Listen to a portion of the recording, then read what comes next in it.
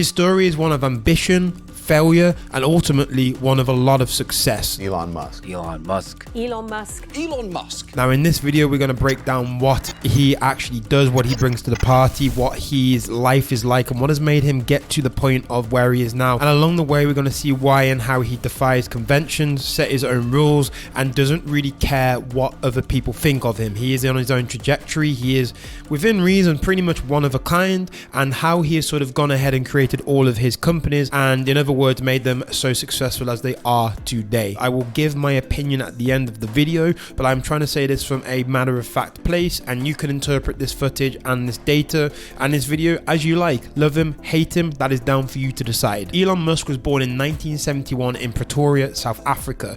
As the eldest of 3 children, he was a curious man and he loved reading books. At 12 years old, Elon Musk made and then sold a game called Blaster. He sold it for $500, and this are very early signs to show what was to come from Elon Musk. And then at 17 he left South Africa, going after bigger opportunities and trying to push himself and push his boundaries. So this took him to Canada, seeking greater opportunities, like I said, and he started at Queen's University before transferring to the University of Pennsylvania. And with degrees in physics and economics, he was really ready to start defining and shaping the future. And then in 1996 Musk founded his first company, or co-founded it, called Zip2, a platform for connecting businesses to online directories.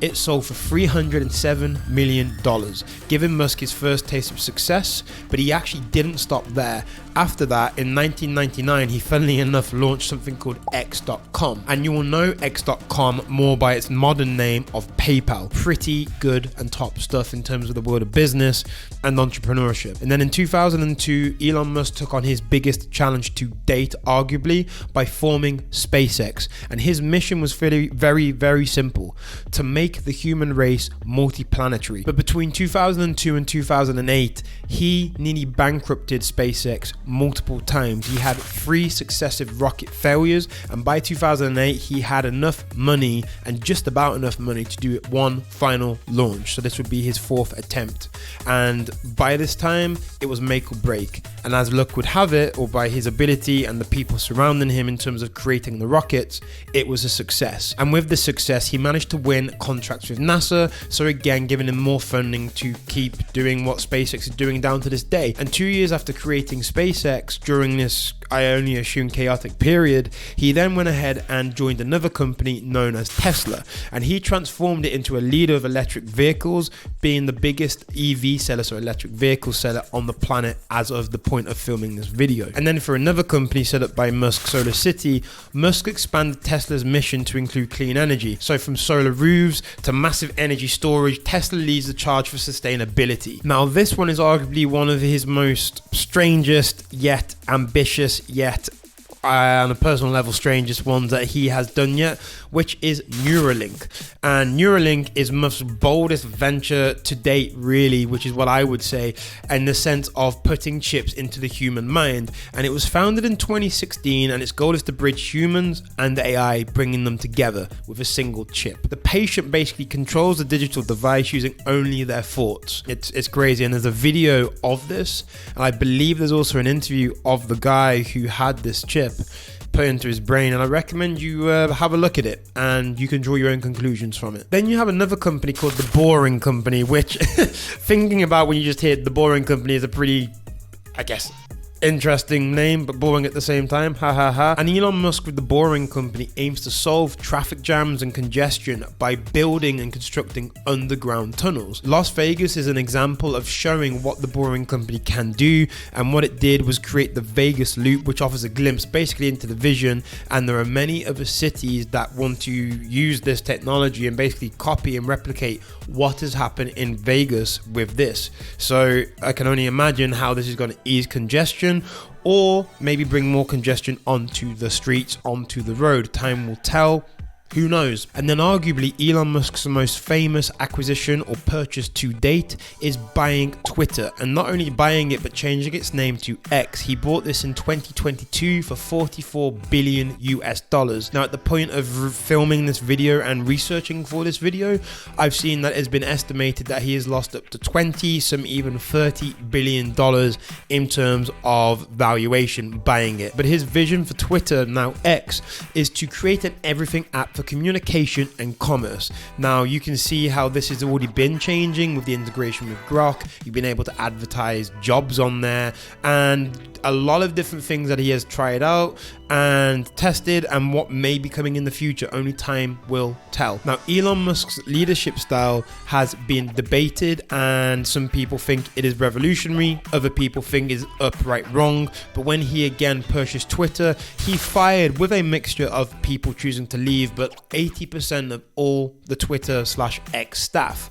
And a lot of people could argue that is very bad. Well, 2 years on, or over 2 years on, the company's still standing and it's still working. So only he knows internals, but that is a fact. And along with this, Elon Musk's impact and the way he communicates with his audience and the worldwide audience as a whole through X specifically is a game changer, and it has a lasting impact on the world, on modern culture, whether you like it or not. And then on top of purchasing Twitter, he has become more and more vocal in the political arena, specifically throwing his name behind Donald Trump, who is going to be the next president of the United States.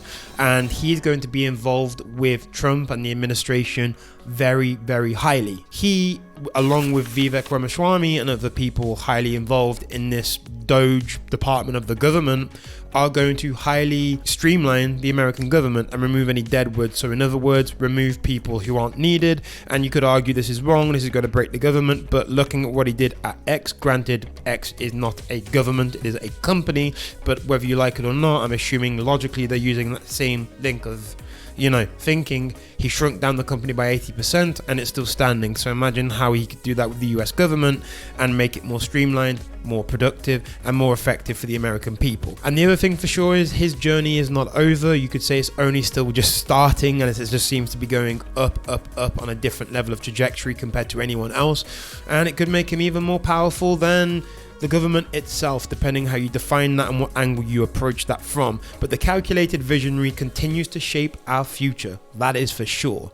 Now that is the unbiased opinion from me, and now I'm going to share my thoughts, and I've actually wrote them down here. The first one, he is obviously very smart and very intelligent. How far that spreads, I think results speak for themselves. I think he has got some fantastic people working for him.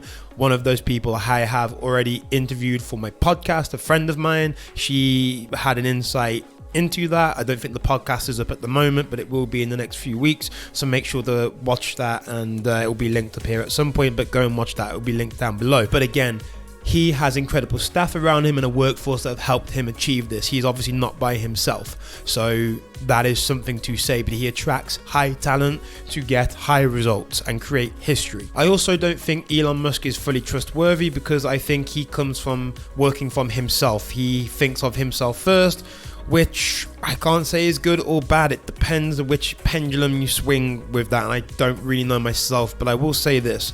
When he said in, I think, March of 2023, he said, we need to put a halt to, AI development so society can catch up with it for our safety protection.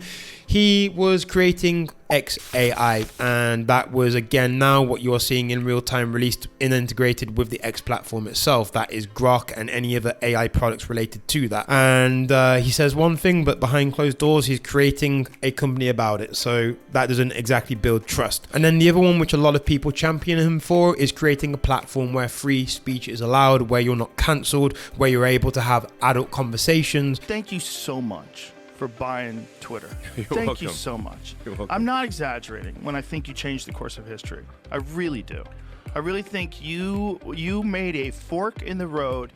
We were headed down a path of censorship and of control of narratives that is unprecedented. He has all of these companies that impact us in so many different ways. You know, space travel, satellites, the boring company, the cars, the social media element, the Neuralink element, all connecting together. And like I said, he wants X to be the everything app. Now, I don't really know anyone who has been as powerful as him to that extent or that level in modern history, really. You could argue the Rockefellers or some other people like that. Granted, I understand, but on a technological level, to have that much freedom as a private individual, as a, you know, just a public figure, but that's an interesting one, and that has a lot of power and a lot of responsibility with all of those avenues, and then how you take all of those companies and they all link together. Again, don't know what to think about that. For me, he is a black horse. He is someone to watch over the next, not even the next 4 years in terms of the presidency with Trump, but over the next decades, just to see how he's going to define this decade, but the coming decades as well, and how the culture is going to change and how the AI technology is going to change and everything else related to him. He is a man with a plan, and I think he comes from his best angle, what's best for him first. I think he has an angle for every scenario and a plan for every scenario, and I don't think he's joined Donald Trump's presidency now just out of the good of his own heart. I think someone who is able to take a hit of $20 to $30 billion loss and not even blink about it, you know, I can't even quantify it or even think about how much money that is, even picture that, but to not even, you know, feel it really. I think he's a powerful guy who has a lot of influence. He's very incredibly intelligent, and how he goes, I don't know, but he is a dark horse and he's someone I will be watching. Leave your comments down below. Let me know what you think. Let me know what you think of the video, your personal thoughts on Elon Musk. And other than that, I'll see you in the next video. Bye.